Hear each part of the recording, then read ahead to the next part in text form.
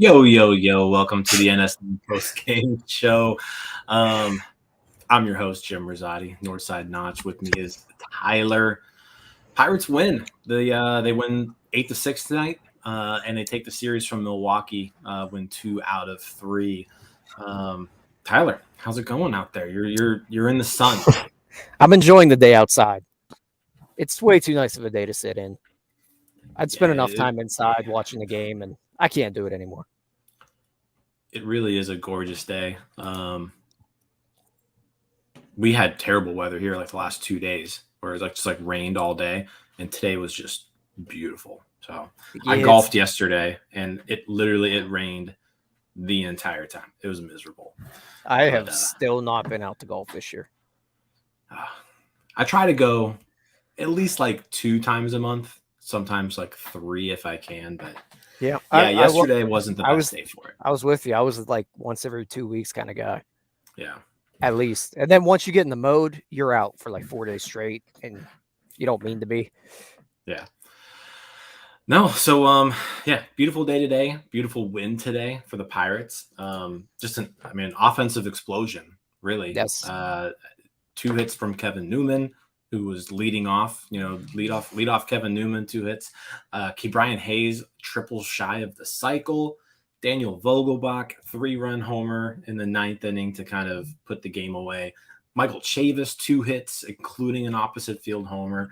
O'Neal Cruz, 2 hits, including just a home run that I have no idea how he hit it out.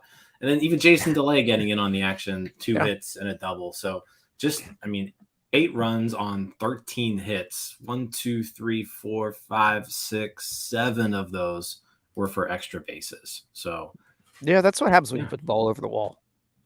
Yeah. Eric Lauer did not have anywhere near his best stuff today. But not even just Lauer. They got to the bullpen too. They did. Lauer only gave up 3 runs. The other 5 came off the Brewers bullpen. Who was it? Trevor Gott.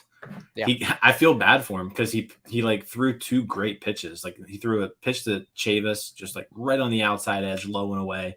Chavis took it the opposite field and hit it over the right field wall. And then the pitch he threw to Cruz was a changeup on the outside corner, and Cruz just literally flicked his wrists, and it went 416 feet. I don't know how that ball went as far as it did, but it was a fun game to watch, just really from start to finish. Jose Quintana got the start. He pitched well at the very beginning of the game, and then he kind of ran into some trouble there in the 5th inning. Didn't really get a whole lot of help from his defense either. But he wasn't able to go a complete 5 innings. But then the bullpen shut things down really until Bednar came in. Stratton, Banuelos, Underwood, Crow all combined for 3 2/3 scoreless innings. So great job by the bullpen today. Great job by the offense today. Just a good way to finish off the series. Will Crow looked really good out of the pen today. And he's been used a lot lately. But, man, that slider was absolutely filthy today. And I know we've talked a bunch of smack on him, but Banuelos looked a lot better today than he has in his previous outings. Still not a believer, but he looked competent today. Yeah, I thought Banuelos looked pretty good today. Again, his first outing was terrible. Mm-hmm. He pitched earlier this weekend, looked okay, looked pretty good today as well. So, yeah, that was good.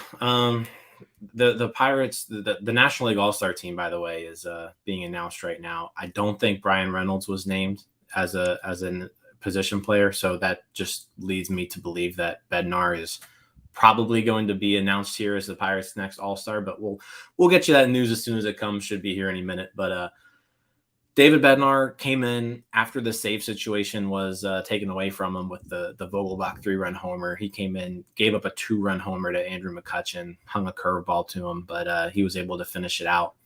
But yeah, it looks like Bednar is going to be the All-Star nod. Yeah. In normal situations on a normal team, I wouldn't really love going Bednar there after the Vogelbach home run. I know he's heated up and everything. But if you have a competent bullpen, I don't love throwing him out there in that spot where he's been used so much. I know he's already heated up. And it would really suck if shit hit the fan and you had to heat him right back up. But with a competent bullpen, it's not a position I really love putting him in. But I don't. With this team, you can't blame Shelton for going with him in a 4-run game. No, I can't. I wouldn't have done it. Like I tweeted out at the beginning of the inning, like they shouldn't be going with Bednar here. I get that he was already up and warm, but we're also like I think they would have had enough time to get somebody else up there and out on the mound. Like I know there was just one batter, but then you got the whole inning break too. So I feel like they could have made it happen. I'm not necessarily a fan of using Bednar in games when you don't necessarily need him, just because he has been used quite a bit. You know, I mean, he's already at 41 innings pitched on the year, and we're pretty much at the halfway point right now, right? I mean, where are we at? 30. We're at game 86, so a little bit over halfway. Yeah. So he's on pace for almost like 80 innings this year, and that's a lot. Yeah, it would have been nice to have given him the day off. Yeah. Right. But no, so he goes out there. Yeah. I get it. He's already hot. And the way this bullpen looks in general, you had already used Crow. You already told him he's done for the day. You used Stratton. There's not much really left to go to. And if you do go to someone else and it doesn't go well, you got to heat him right back up. And that usually doesn't end well, but I would have liked to see him not be used today. But I'll take it. And it's a weird situation. And David Bednar just named to the National League All-Star team, by the way. So just now, ESPN's got his little graphic up there. So he is an All-Star. It's his first All-Star appearance, so good for him. Pretty impressive first half of the season so far. I think we've already talked about like just how valuable he's been to this team and to the bullpen in particular, but there's a lot of games that the Pirates I don't think would have won if it weren't for David Bednar. So well-earned All-Star nod for the hometown kid. Yeah, good for him. I mean, it's going to boost that trade potential. We won't get into any of that. No. Speaking of trade potential, though, we got a scare today. So in the 7th inning, Brian Reynolds was just pinch hit for, like unexplained, runner on a 1-run game. Jack Sawinski came up, pinch hit for him, and it was like, what's going on here? They showed a replay of Shelton walking over to Reynolds and kind of whispering something in his ear. And I was like, I don't really like the way that looks. And so it was like one of those things where, well, worst case scenario is that he's traded. Best case scenario is that he's hurt. So even the best case scenario isn't good. But yeah. he does get pulled out of the game. The Pirates announced he had some soreness, some right side discomfort, and that he is going to be day to day. But so he got pulled, which is a shame. Hopefully he's not out too long. I think clearly everybody knows how big of a piece he is for this offense. But it was just interesting because like as soon as he got pulled from the game, the Red Sox pulled Marcelo Meyer from his single A game. Like the report was Marcelo Meyer actually went onto the field to play in the 5th inning, and then they pulled him after he already went on the field. So it's like, what's going on here?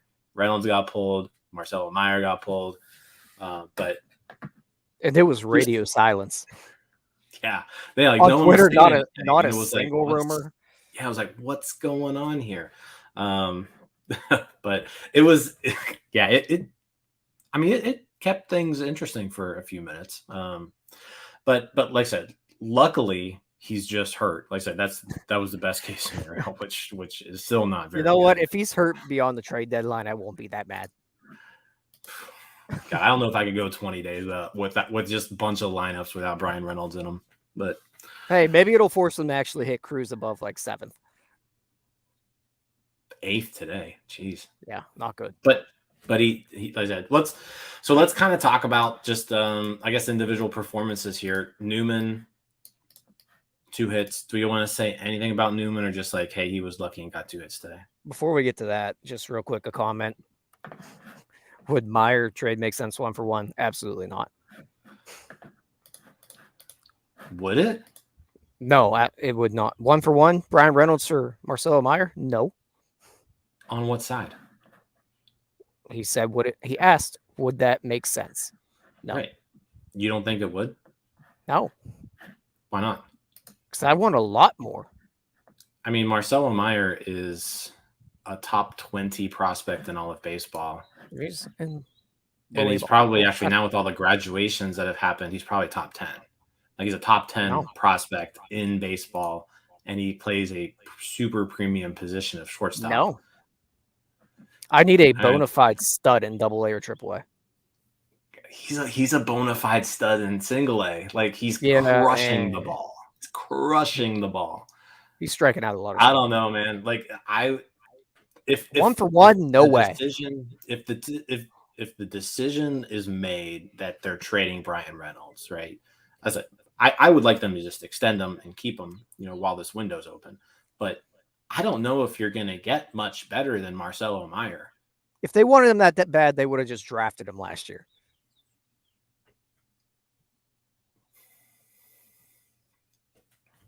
I'm not giving up Brian Reynolds for him when you could have just drafted him last year. I don't know, man. He's good. He's really good. Talk to me when he's in AAA, or I would have to think of it. Like I would have to think about it, like long and hard. I would not. If the decision is to trade Reynolds again, I wouldn't trade Reynolds, right? But Marcelo Meyer's pretty damn good. Yeah, I don't care. No. All right. Maybe in like 2 years, Marcelo Meyer's in AA and still raking. Okay, we can talk about it. Okay. Individual performance this time. Yeah, I'm with you. So, all right, individual performance time. Newman 2 hits, whatever. Ke'Bryan Hayes looked really good today. We talked. I think it was on Friday. We talked about just like he's got to be better. He has to be better, and he played a huge role in today's game, keeping things going. Had a nice opposite field home run, single, double. He had a walk as well, so got on base 4 times today. He had an excellent game. I mean, obviously he doesn't have to go out there and get on base 4 times a game, but if Hayes can turn himself into, just like I said, we've talked about it plenty of times. So he can just be an above average hitter at the major league level. Like you're looking at like a 5 WAR guy just because of how good he is defensively. Yeah, and he definitely got some pitches today that were in his wheelhouse, and he took full advantage of them. Up in the zone, middle, out. Those are pitches he should be driving every single time, and he was able to do that today. They didn't really attack him in much, which seems to be the big downfall for him, but it's good to see him hit a ball over the wall finally again. I agree. Yeah, I mean, it would be nice to see some pop from him, right? Like that's the one thing that I think we do want to see. Like as good as the glove is, we want to see at least like he should be at least like a 15 homer guy. Yeah, that's in this day and age with Major League Baseball. If you're playing every day, you should hit 15 home runs, especially as hard as he can hit the ball. Right. I mean, you look at somebody like Chavis. Chavis hit his 10th today. Chavis plays a lot less than Hayes and doesn't hit the ball nearly as well as Hayes. So, speaking of Chavis, the fire got lit under that seat by playing Yoshi a little bit because he had one heck of a game today. Hopefully, it maybe opens Shelton's eyes that maybe we just stick with this guy for a little while. The one issue with Chavis, and the home run today came off of a righty. So there is that. But his righty splits are awful. I wonder who was They're talking about that when he was having a great season, and someone was telling me he's a stud, and I just now compared like him to Gabby Sanchez, and someone got really angry about it. now his versus lefties, he's great. Like he's very, very good. Yeah. But It's like I said that a while ago. not good against righties. He did get he got the homer today, which was a big homer. But yeah, they need to find a lefty option for that platoon split at first base, and Yoshi clearly isn't it. If Vogelbach can play first base, then he's it, right? But then you gotta live with Vogelbach at first base for 100 games a year, right? Which we've already know. seen just in the last few games of Yoshi being there. Right. With O'Neill Cruz, it's not ideal. Yeah. Because like O'Neill will throw the ball helped. into the dirt. Yeah. Chavis has clearly helped defensively, especially with Cruz. Yoshi doesn't seem to know what he's doing over there, since he's been called up. Yeah, and we are seeing Vogelbach getting a little bit more playing time at first base than we did at the beginning of the year. Because I don't think he played first at all, like the first 2 months. And he is getting like very sparing playing time there now. So it could be something where they're like, hey, we're going to need you to play some first base, because they need Vogelbach's bat in the lineup against righties. And they need to figure out a way to get him in there, right? And if they can put him at first, cool, but he's got to be able to play it pretty competently. Yeah, and the other part of that is I don't think teams really want to use a traditional DH as much with the universal DH. It should be more of a rest day for a lot of guys. I'm with you. Like, it would be ideal if you could instead of giving people rest days, just make them a DH once a week. Right. Like, that would be ideal. I agree with you. Using O'Neill Cruz as a DH every now and then would be great to take some pressure off him from playing shortstop every day, because he is a big guy. He's going to get tired playing a very demanding position. Yeah. It'd be nice if they could just throw him at the DH position for a little while, for a game or so, instead of actually having to sit him. I think it would be nice for Cruz. I think it would be nice for Reynolds. I think it would be nice for Hayes, because like those three guys need to be in your lineup every day. Like they have to be. And like the only way you're going to get them in the lineup is if you can put them at designated hitter once a week. So instead of giving them all these off days, you can say, hey, you only have to go out on the field like 4 times all game. You're basically off, but you're hitting, right? I agree with you. That's the ideal situation, is not necessarily having a guy that you just have to plug at DH. It's a spot that you can put your best players in instead of giving them an entire day off. You can say, hey, you don't have to work as hard today. All you got to do is hit. So I'm with you there. And that's especially, like you said, with Cruz and Reynolds. Those are premier positions that maybe they're not Cabrian Hayes playing third. Cabrian Hayes is special at third. Those two are playing the position adequately. Yeah. So giving them a day off at DH every now and then probably needs to be more used. But when you have a Dan Vogelbach, the guy's got to be at DH. Yeah. No, I'm with you. I'm with you there. So yeah, great game by Hayes. Speaking of Vogelbach, again, big home run today. He had a good series against his former team. 3-run bomb in the 9th inning. It was a 1-run game. That 3-run homer made it a 4-run game, kind of put the nail in the coffin. And ultimately, they ended up needing that home run with the 2-run homer that Andrew McCutchen hit in the 9th. So, big game for Vogie there. Yeah, I am changing my opinion I had about a month ago, where I was down on him. I'll fully admit it. He's really turned it on lately. He's a major league hitter. He's a major league hitter. Like, it's just that he's not a major league defender. Right. And that's a problem. Base runner. No. Or a base runner. Like, no. he's a major league hitter. Yeah. Like, then that's it. Yeah. If he could just play first base competently, it would help so much. Yeah. No, I agree. It would help a lot, because the bat's legit. Like, I mean, he's hitting 124 weighted runs created plus now on the year. I want to say that's the best on the team. Let me I double don't know check where. that. I'm not sure where Reynolds is at right now. Reynolds is at 127. Okay, I was gonna so say. Reynolds 126 after today. So Reynolds and Vogelbach have basically been identical hitters production wise at the plate. So yeah, he's definitely been doing a good job there. And like I said, 3-run homer tonight was big. Going down the lineup again, we talked about Chavis. We haven't. O'Neal Cruz. Let's talk about that home run. Yeah, can we just get to that? like what are we doing here? He got down. It was an 0-2 count, right? Yes. Like he got down 0-2. Yep. Trevor Gott made a nice pitch to him, like change up away, and Cruz just flicked his wrists. Like basically one arm swing. Didn't even look like he swung that hard. Like he was just trying to get the bat to the ball. And the ball went 416 feet. It almost hit the Toyota Tundra truck in right center field. Like he just crushed it. And like as soon as he hit it, it was weird because his swing didn't look like a home run swing. But as soon as he hit it, I was like, that ball's gone. And then like you see like where it landed, and it's like, how in the world did he do that? I don't know. And he's so talented.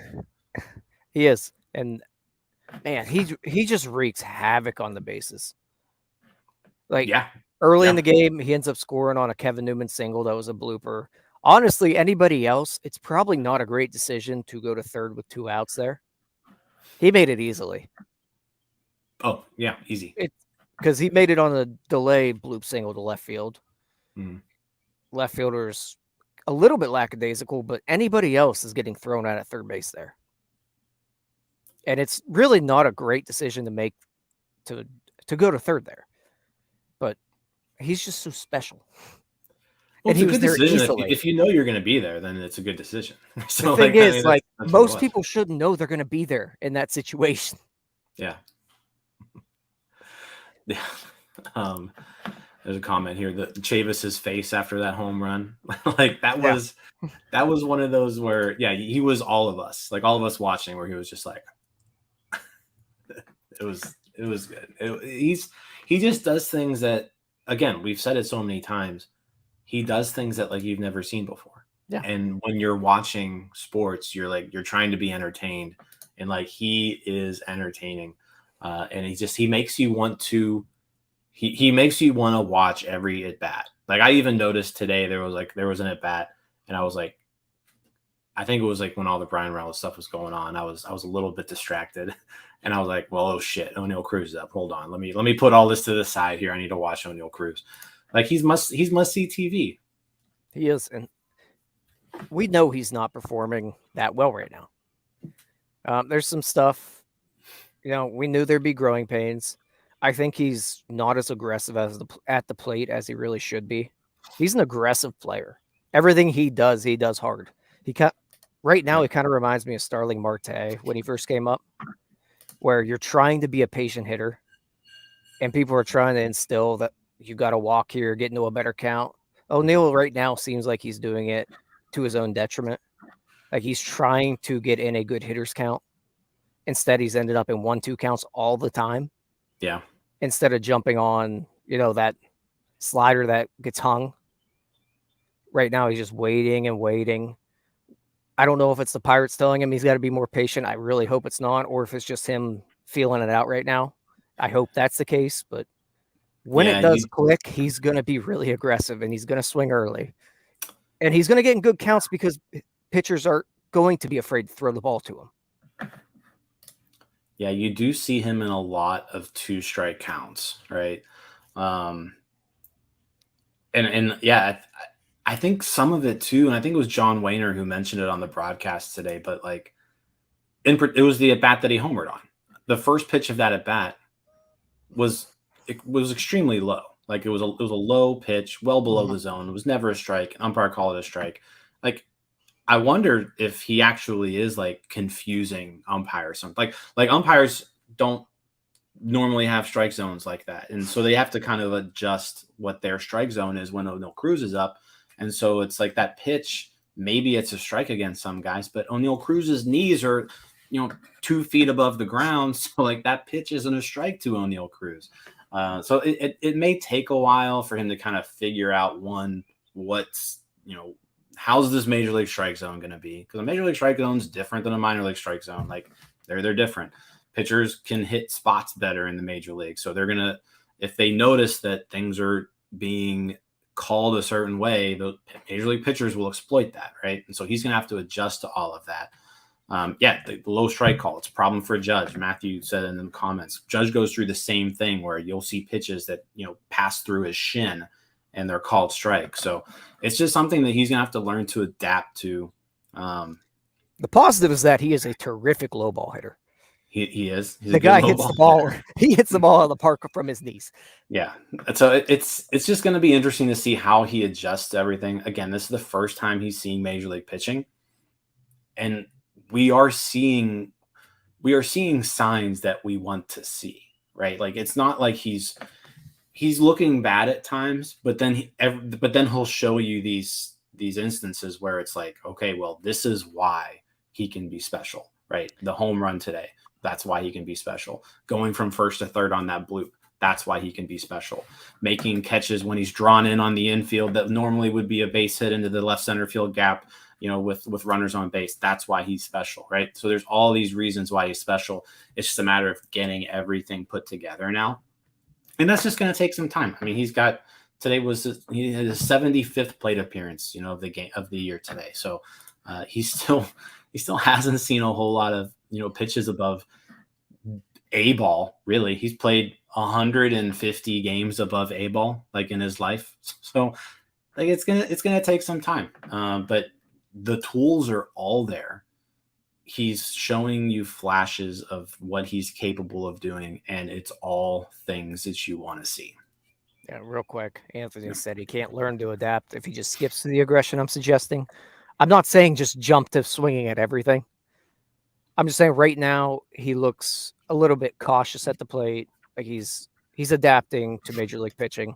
I think whenever he does, I guess flip that switch, we're going to see a guy that's going to hunt rather than what he's doing right now, which seems to be trying to be patient at the plate, trying to draw walks a little bit more or see more pitches when that doesn't seem to be the way he is as a baseball player. And I think I'm eventually I want to see him hitting in front of Hayes or Reynolds. Yeah. Like I want to see that because I think he needs a little bit of protection. So because teams are going, if you're putting him at the end of the lineup with all of your other just guys, teams are going to throw out their best lefty reliever who has just nasty sliders, and it's going to just create uncomfortable, at bats for him. If you can put him in front of Hayes and or Reynolds, it changes the dynamic of the the other opposing team. Maybe they'll be a little bit less reluctant to bring in a lefty, with the 3-batter minimum. I think Cruz's ideal spot is leadoff, right? Like leadoff Cruz and then maybe go Hayes and then Reynolds. That's what I would do. And I think eventually we'll get there. Yeah, and I'm also with you in the fact that I think that lends some lineup protection to whoever's behind him, because the guy just wreaks havoc on the bases. That too. And if you're going to see maybe one more fastball per at bat, so whether that's Reynolds or Hayes, I mean, we saw it with Billy Hamilton and hitting him in front of Joey Votto. Like you're going to see more fastballs. Yeah. So leave him up there because you throw a breaking ball, he's gone. Yeah. And O'Neal Cruz wants to run. Yeah.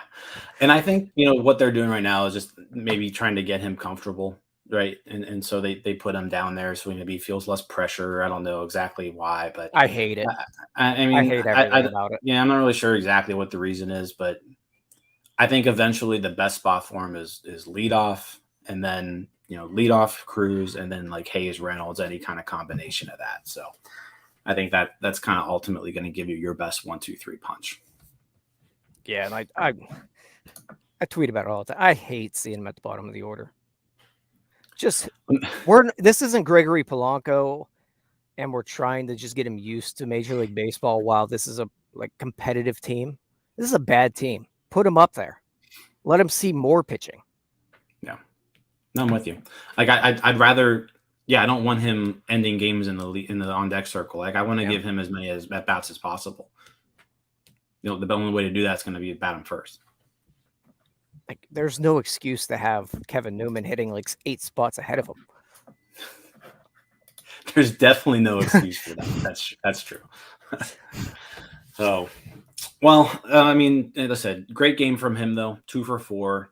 He had a pretty good series overall. I think he had at least one hit in every game. He didn't have a hit on Friday, but he doubled last night. Big double last night. RBI double during that comeback, and then the home run. And then the single today. So good series from Cruz. He was a part of both of the series wins. Yeah, good series overall. Yeah, I mean, it's good to beat the Brewers. I swear to God, they got to be piping up some crowd noise. That place cannot be that loud on July 10th. How many fans did they have today? What do we got here? I don't care how many fans there are. There's no way it's as loud as it sounded on TV. I mean, you gotta remember it's like inside. So like even though the roof was open, like it will be louder just because there's no room for the noise to go. Well, then every single Brewers fan has Tim Neverett depth perception. There were 33,000 people there today. Woo. That's like a sellout. That's a sellout at PNC. I know. We haven't seen many of those. So, all right. Well, Pirates win the series. Pirates win the game 8-6. Chris Stratton gets the win today in relief of Jose Quintana. You have anything to add? No. Who we got tomorrow? Tomorrow, going to Miami. Welcome to Miami. 6:40 start time. Ooh, I like that. Mitch Keller versus Trevor Rogers. So Trevor Rogers has had a little bit of a rough go this year as opposed to last year. Another lefty though for Cruz. So we'll see how that goes. I love a good 6:40 start time. That's good stuff. That just means you don't have to go. Maybe there'll be a rain delay even though it's inside. I think all games should start at 6:40. Gives me an extra half hour sleep. Man, you know what? 3 out of the 4 starters for the Marlins, so a 4-game series against the Marlins, 3 out of 4 are lefties. Anthony just asked about Jacob Stallings, if he's healthy and playing. He's having a very, very bad year. I think he's healthy and playing, but yeah, he is. He is very bad this year. He is not doing much. Yeah, he went 0 for 4 today. So he's at like a 40 total to he's hitting 187 with a 250 on base percentage and a 237 slugging percentage. Yeah, he's been bad. And not good defensively either. Real bad. Billy Hamilton, your boy who you mentioned earlier, is on the Marlins. So I'm sure he'll just randomly have his best series of his career like he always does. Did you see what he did today? Extra innings. Stole third base. He threw the ball away. Scored. Yep. I saw that. He kind of is a cheat code. He is a problem on the bases, that's for sure. But yeah, so 6:40 tomorrow. Trevor Rogers, Mitch Keller. Let's go. Let's keep this road trip going. 6:40 start time. I could love to see it. That means bedtime by 10:30, hopefully. Yeah, I don't think I'll be on tomorrow, but you and Denaro can hold down the fort. We'll try. All right. Well, that's all I got. Again, Pirates 8, Brewers 6. Have a good rest of your Sunday, everybody. Peace out, Girl Scouts.